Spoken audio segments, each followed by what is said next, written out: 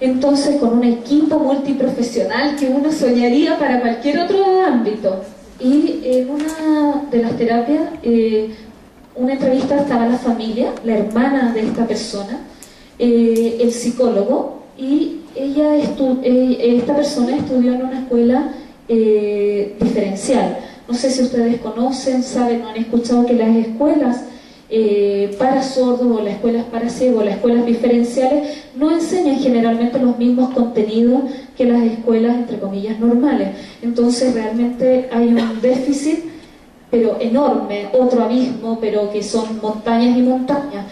Entonces ella no había recibido formación ni era dominante del español lectoescrito, y ellos como terapia, el psicólogo le dice, bueno, ella tenía una adicción a tejer por crochet.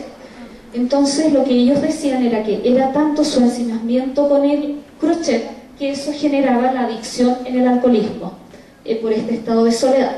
Entonces ellos le decían, bueno, usted no deja crochet más, y lo que usted tiene que hacer, ella decía, no puedo, tengo tiempo que no hago y me aburro.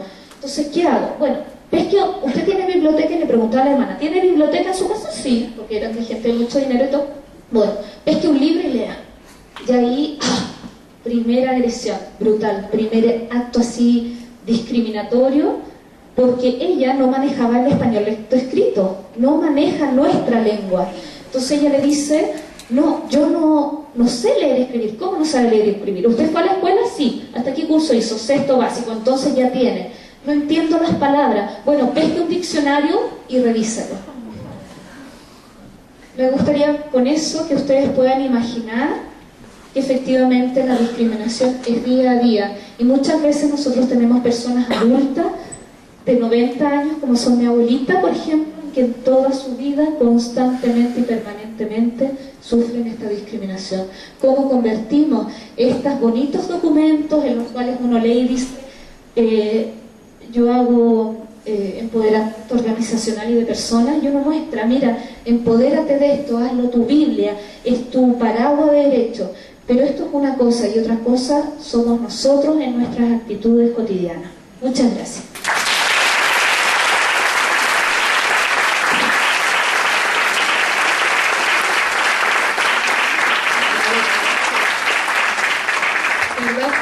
Lo que se ha generado en esta mesa está muy relacionado con las discusiones que hemos tenido en nuestro cotidiano colectivo en construcción, CCC, que tiene que ver con cómo los derechos humanos, que hoy día están tan de moda, sobre todo en la formación de los terapeutas ocupacionales, que tenemos que respetar los derechos humanos, que tenemos que basarnos en un enfoque de derechos humanos, pero la verdad, los derechos humanos son derechos de grupos privilegiados, donde cada uno de nosotros lo entiende de maneras distintas, y por eso nos parecía importante discutirlo, pero donde claramente, al ser nosotros, la mayoría por lo menos, no parte de estos grupos privilegiados, se nos están vulnerando día a día, cotidianamente, y sobre todo las personas con las que trabajamos, que ya tienen alguna vulneración social, ya sea por alguna problemática, por alguna deficiencia, por alguna discapacidad, por diversas razones, donde hay una mayor vulneración todavía de estos derechos humanos. Y cómo nosotros, terapeutas ocupacionales, se nos vulneran también día a día en tantos sujetos, pero donde también en nuestra intervención, que muchas veces está basada en el control social, estamos vulnerando aún más. Y yo creo que ahí Andrea plantea un ejemplo concreto, Mónica también lo planteó en términos de intervención, de cómo, creyendo que lo estamos haciendo espectacular, con una perspectiva horizontal, en una perspectiva de derecho, haciéndole creer al otro que eso es respetar derechos humanos, lo estamos vulnerando aún más. Entonces, con esta provocación tenemos tiempo para un par de preguntas antes de irnos a nuestro café cotidiano colectivo. No sé si alguien quiere hacer alguna pregunta, algún comentario.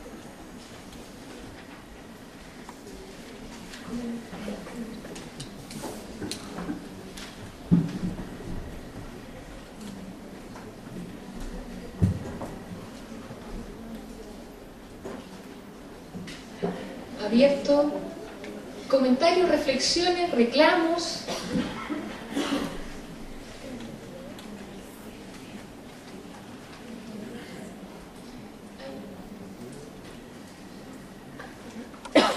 Mi nombre es Nicole Peñalosa, soy estudiante de la Universidad Central y bueno, quería dar las gracias por este tipo de discurso, este tipo de ambiente que se creó, y agradecerles también la oportunidad de estar yo, Andrea, y al estudiante acá presente. Creo que es algo súper novedoso y creo que es súper importante para todos nosotros que somos la mayoría casi estudiantes de terapia ocupacional.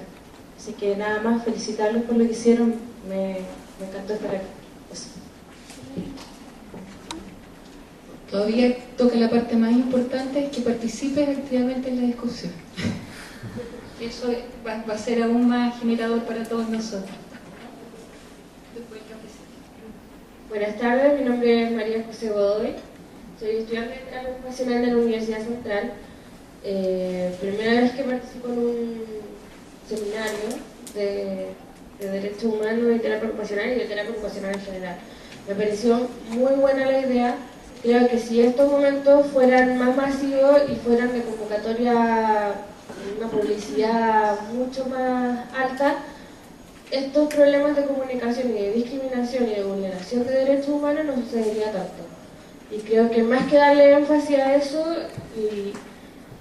hay que de alguna forma educar a la gente a través de la información pública y también de los propios abogados, porque a mí me quedó claro la historia del derecho y de los pactos sociales y de cómo nacen estos derechos humanos y etc. Pero creo que también falta una perspectiva del derecho frente a los derechos de las personas y para no vulnerarlos.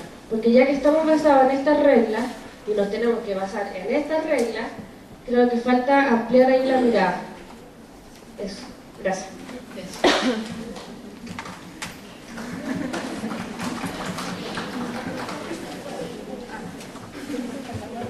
Hola, mi nombre es Karina. Soy estudiante también de terapia ocupacional.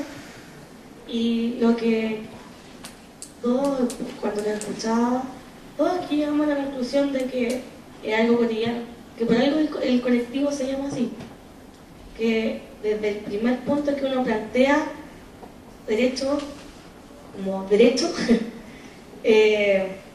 ya él deja de serlo, no sé si me explico, ya te limita a algo, ya ajusta a una concepción del ser humano según una estructura cultural, social, político, económico.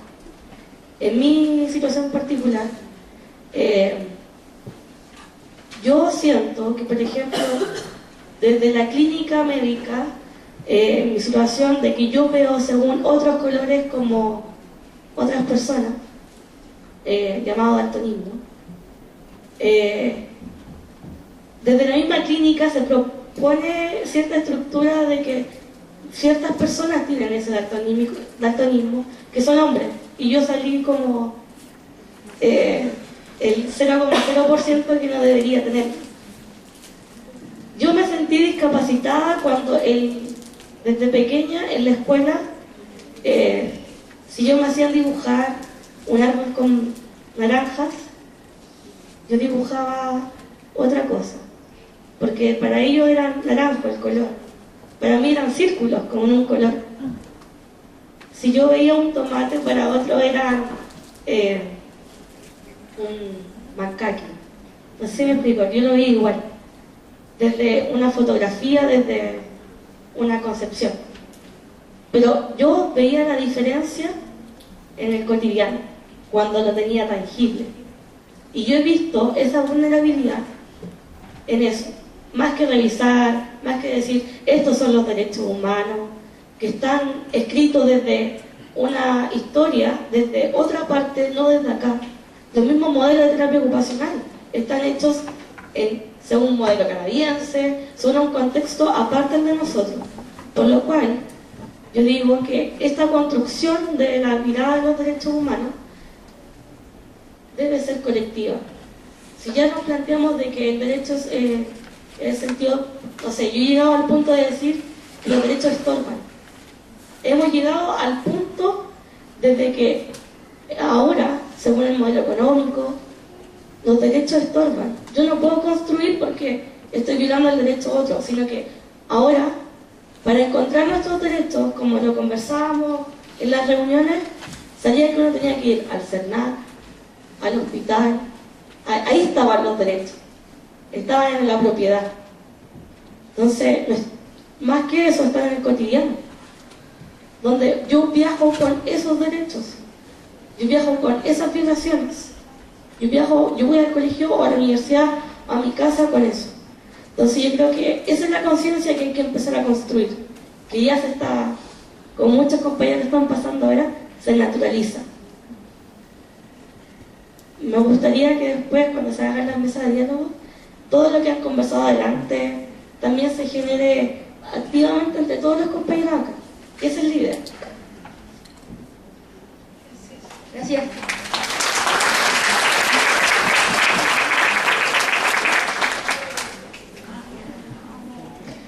Tenemos tiempo para los últimos 2 comentarios. Hola, buenas tardes. Me llamo Alexis. Yo creo que, según yo, los derechos humanos no existen, por el hecho de que simplemente son algo de lo que se habla, son un término. Pero básicamente por el sistema en el que estamos viviendo, obviamente nunca va a haber igualdad, ni mucho menos. Por otro lado, el individuo y la iglesia son todos diferentes. Todos tenemos facciones de cara diferentes, tenemos vivencias diferentes. Por ende, nunca vamos a ser iguales.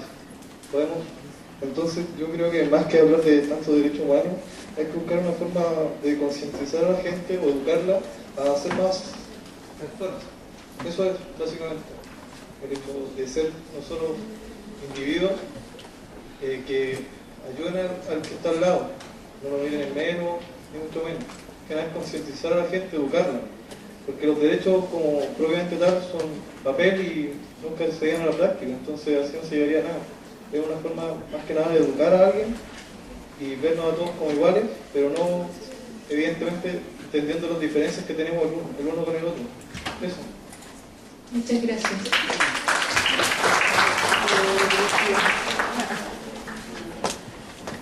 Buenas tardes, mi nombre es Gustavo, soy profesor de la Escuela de Terapia Ocupacional del Andrés Bello. Y como profesor siempre voy a cometer este acto de recomendarle una lectura. Es un vicio. Hay un texto muy interesante de Roberto Espósito que se llama Inmunitas y que trata precisamente sobre el derecho como un proceso de inmunización o de protección de la vida efectivamente desde una lógica hegemónica. Pero en ese libro además se pone el reverso de la inmunidad, es precisamente la comunidad. Y Roberto Espósito, por supuesto, que escribió otro libro que se llama Comunitas. En esos 2 textos hay un análisis que me parece que queda fuera, digamos, de esta discusión, que es la lógica de la diferencia. Porque hemos hablado de derecho y de igualdad. Y precisamente cuando se habla de derecho y de igualdad, estamos hablando de apropiación y propiedad privada. Pero se nos olvida poner en juego términos como la diferencia. Es decir, cómo la diferencia se pone en juego y la diferencia cada día es distinta de sí misma.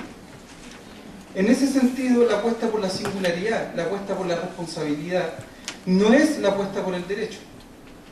Es decir, si efectivamente queremos encontrarnos con el otro, debemos apelar a la decisión y a la responsabilidad cotidiana.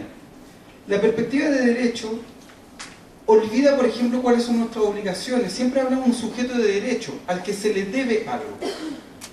Sin embargo, no nos ponemos en juego como un sujeto de obligaciones. Yo prefiero pensarme a mí mismo como un sujeto de obligaciones. Estoy obligado para con el otro. Tengo una obligación con aquel que no conozco, con el extranjero, con el marginal, con el integrado, con cualquier otro, con la alteridad. Entonces, el sujeto de derecho olvida las obligaciones y solo pone el acento en el resguardo, en la protección de algo. Pero en la protección de algo efectivamente se protege lo que no es nuestro. Porque lo único nuestro, lo que realmente pertenece, digamos, a nuestra constitución como sujeto, es lo impropio, es el extranjero. Freud lo dijo de una manera muy clara.